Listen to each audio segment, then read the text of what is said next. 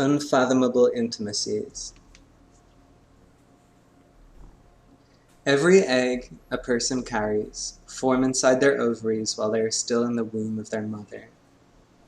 In that way, my mother was once inside my great-grandmother's womb, and I spent time in the womb of my grandmother. My grandmother is fast asleep right now, in the creaking bed that she was born in. Her giant black collie dog is snoring on the floor beside her. She had a stroke last year, just before Christmas, and when I went to visit her in St. Vincent's Hospital, I found her on a high metal bed, blanched in fluorescent light, confused. The fine filaments of her brain were ruptured, and, for a period of time, the story she held of her life had crumbled apart. The biology of her body was still mobile. She ate, used the toilet, spoke just fine. Her ingrained habits played themselves out sporadically. But she was incoherent, like writing on a half-cleaned whiteboard. Hung chronologically along the walls of the hospital were group photos of the Irish Sisters of Charity dating back to 1927. The nuns' blank faces in neat rows gazed ruefully over the sick and dying. I noticed the same stern Mother Superior sitting on the wooden stool in the bottom right-hand corner of every arrangement, aging in annual increments like animation cells. To her, I suppose, the earth was not a womb, but a temporary chore she suffered through. It seems ill-advised to let an organization with such scorn for the natural world manage a hospital, a place that requires you care about bodies. Watching my grandmother try to make sense of the shards of herself, it seemed suddenly clear that the person I knew was actually a brief mirage. Herself, an illusion of perspective on one moment of a long-term body. All our shared adventures, griefs, past and future memories revealed themselves as only condensation on a window pane. To the nuns, I suppose, their withdrawal from their sexual nature, from the ugly, squishy temptation of the world, was in exchange for a focus on their eternal soul. I wonder if the frankly vain belief in an eternal soul comes from a wish for there to be something more consistent than what we see around us. Could it be just too unsettling to think that every trial and tribulation, the narrative of you, never makes itself to a long-term record? I recently went to a late-night screening of films by the early filmmaker and naturalist Frank Percy Smith. He used time-lapse photography to capture the way ecology moves.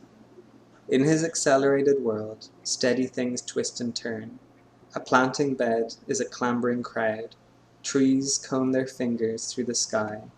A meadow is suddenly sentient.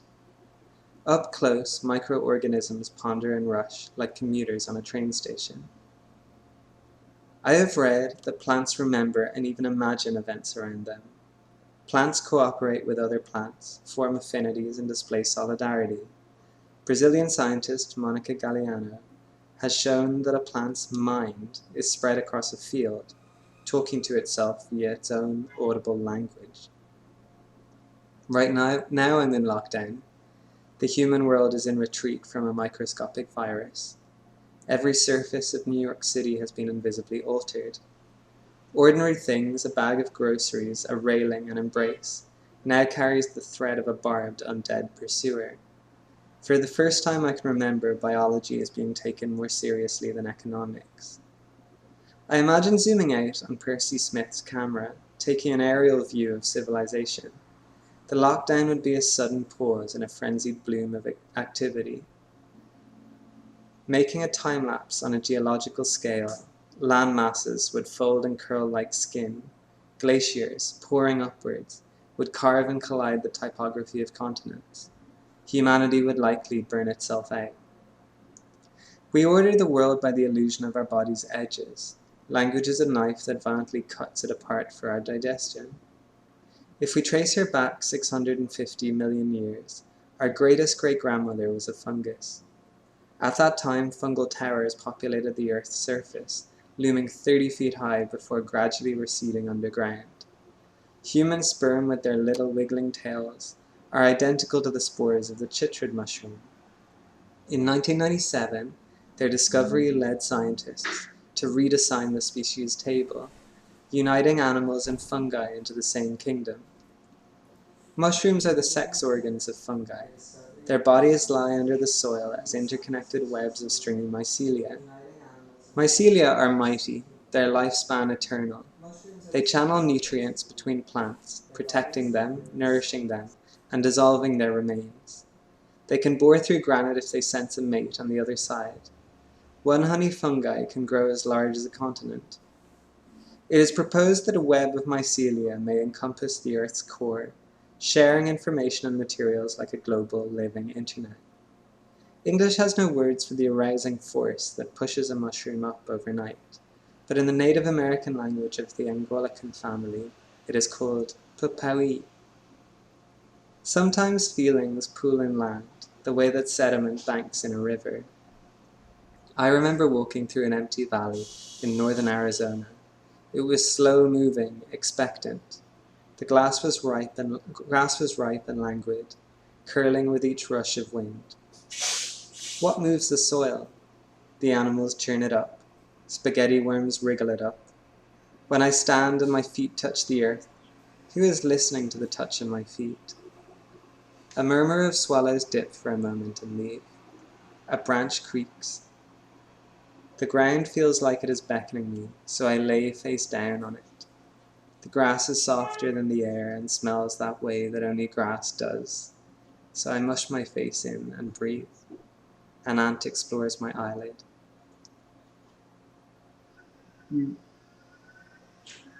Soil is full of sensation, desire and courtship. These blades of grass touch, respond and communicate. To contemplate these unfathomable intimacies is to imagine pleasures that are not heteronormative, not genital, not geared to ideologies about where the body stops and starts. Plants and animals are hermaphroditic before they are bisexual, and are bisexual before they are heterosexual. Males and females of most plants and half of animal species can become hermaphrodites, either together or in turn. Many switch gender constantly.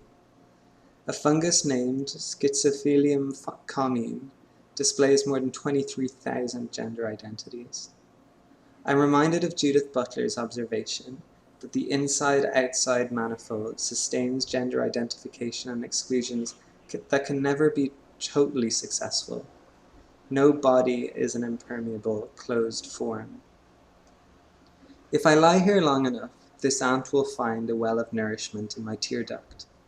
It will go back and tell its family about me, and they will make a trail from their home to my nostril. Eventually my body will cool to the temperature of the ground. My blood will pool against it. Or my body will cool to the temperature of the ground. My blood will pool against it. All the universe of beings in my stomach and intestines will begin to eat out my organ tissues. Blowflies, sensing my salt, will come and lay eggs in my mouth, my ears, my eyes and skin. As I putrefy, I will surrender nitrogen, phosphorus, potassium and magnesium to the topsoil, and the mycelium web will redistribute it over the valley in an act of anthropic devotion. When asked by NASA to formulate experiments that could diagnose the existence of life on Mars, scientist James Lovelock responded with a reformulated definition of life as anything that acts against entropy. In that way, NASA could sample atmospheric gases, and if they detected combinations that chemically provided heat or different substances, they would have evidence of life. Does that imply that any chemical reaction is an erotic experience? Is the interaction of oxygen and methane that composites our atmosphere a form of continuous orgasm? I'm reminded of psychoanalyst Wilhelm Reich and his belief in an orgasmic universal energy field he called orgone, from orgasm and organism. He described it as a biological force that others call God. I like the way that Audre Lorde talks about erotic, as a resource within each of us that lies in a deeply female and spiritual plane. firmly rooted in the power of our expressed or unrecognized feeling. To her, sex is an application of erotic, but not to be confused with erotic itself. The erotic is a private, inexhaustible well of personal power, one that lives outside the codependency demanded by patriarchal capital. Neoliberalism steers us away from any state of being that is neither productive nor consumptive. States of dream, transcendence, intuition, zones of knowledge that were previously dismissed as feminine attributes, are existential threats to extractive capitalist process.